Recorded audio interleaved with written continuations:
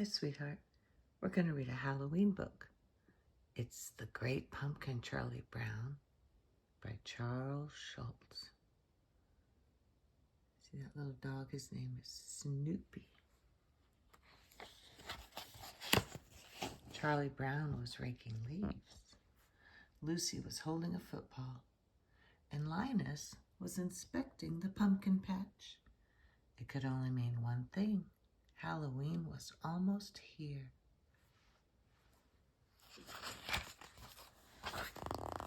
Back inside, Linus started writing his yearly letter to the Great Pumpkin.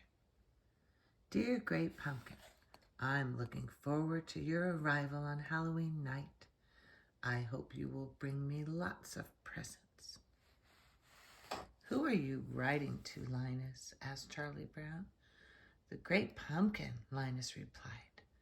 On Halloween night, the Great Pumpkin rises out of his pumpkin patch and flies through the air with his bag of toys for all the children. You must be crazy, Charlie Brown said.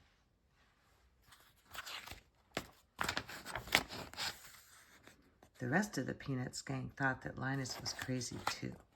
But Charlie Brown's little sister, Sally, was very interested in the Great Pumpkin and in Linus. Wouldn't you like to sit with me in the pumpkin patch on Halloween night and wait for the Great Pumpkin? Linus asked. Oh, I'd love to, Linus, replied Sally, batting her eyes. When the mail came, there was a surprise for Charlie Brown. I got an invitation to a Halloween party, he exclaimed. Is the invitation to Violet's party? Asked Lucy. If you got an invitation, it was a mistake. There were 2 lists, one to invite and one not to invite. Charlie Brown was embarrassed, but he decided to go to the Halloween party anyway. He could hardly wait. That wasn't very polite, was it? She told him he wasn't really invited. Wow. All the costumes. There's a lot of ghosts. And then Lucy's a witch. On Halloween night, Charlie Brown met up with his friends. Lucy wore a witch mask. Charlie Brown's ghost costume looked a little funny. It was covered in big black eye holes because he'd gotten a little carried away with his scissors. See all his eye holes?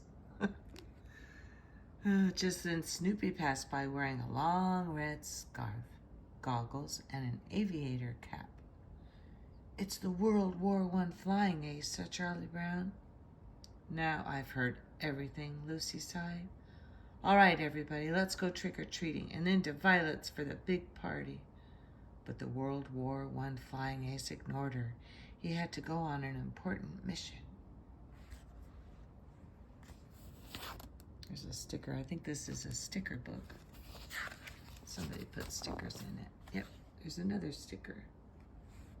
The World War flying ace climbed into the cockpit of his Sopwith Camel airplane. It was up to him to find the Red Baron and bring him down. He flew through the sky, firing at his targets. Suddenly, the Sopwith Camel was hit. The plane started smoking and spiraling through the air. It landed in a loud crash. Now the World War flying ace would have to continue his mission on foot.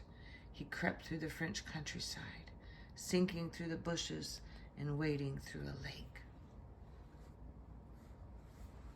I think he has a good imagination. Wow, now they're in a pumpkin patch. As the kids passed the pumpkin patch, they saw Linus waiting for the Great Pumpkin. You blockhead, you're gonna miss all the fun just like last year, Lucy groaned. Sally was torn. Should she go trick-or-treating or wait for the Great Pumpkin with Linus? Suddenly she ran back to the pumpkin patch. I'm glad you came back, Sally, Linus said. Each year the Great Pumpkin rises out of the pumpkin patch that he thinks is the most sincere.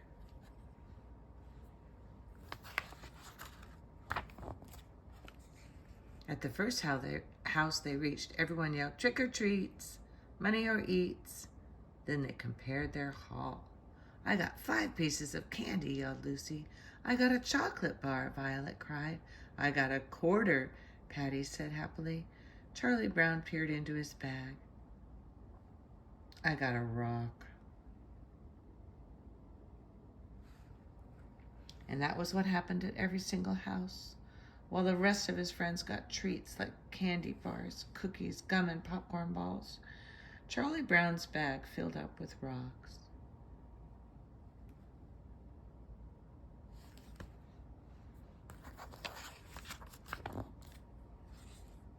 Come on, let's go. Let's get going, Lucy said in a bossy voice. It's time for the Halloween party. As the kids passed the pumpkin patch again, they laughed at Linus and Sally.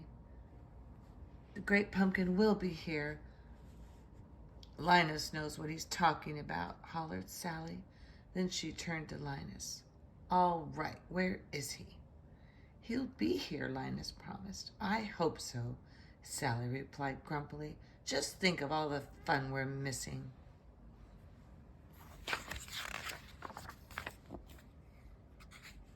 But at the Halloween party, Charlie Brown didn't think Sally and Linus were missing anything.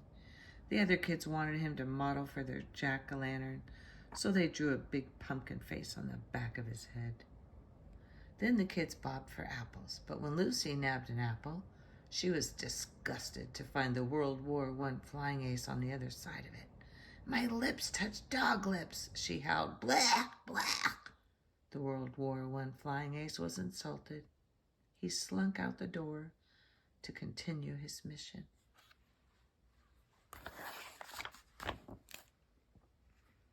If anyone had told me I'd be waiting in a pumpkin patch on a Halloween night, I'd have said they were crazy, Sally grumbled. Then she and Linus heard a rustling noise. A dark figure appeared before them. What's that? Linus exclaimed. It's the great pumpkin. He's rising up out of the pumpkin patch. In all the excitement, Linus fainted. But it wasn't the great pumpkin at all. It was the World War I flying ace on his imaginary mission. It's just Snoopy. He thought it was the great pumpkin. What happened? Did he leave us any toys? Linus asked as he sat up. Sally was furious. I was robbed, she yelled. Halloween is over and I've missed it. She stormed out of the pumpkin patch, leaving Linus alone to wait for the great pumpkin. In the middle of the night, Lucy woke up and realized Linus was still waiting for the great pumpkin. She found him asleep, shivering under his blanket. Lucy brought her brother home and tucked him into bed. Well, another Halloween has come and gone, Charlie Brown said the next day. Don't take it too hard that the great pumpkin never showed up. Just wait till next year, Charlie Brown. I'll find a pumpkin patch that is real sincere, and I'll sit in that pumpkin patch until the great pumpkin appears, Linus exclaimed. That's the end. It's kind of like he's waiting for Santa Claus, but he's waiting for the great pumpkin. Maybe next year. All right, sweetheart, that's the end. See you next time.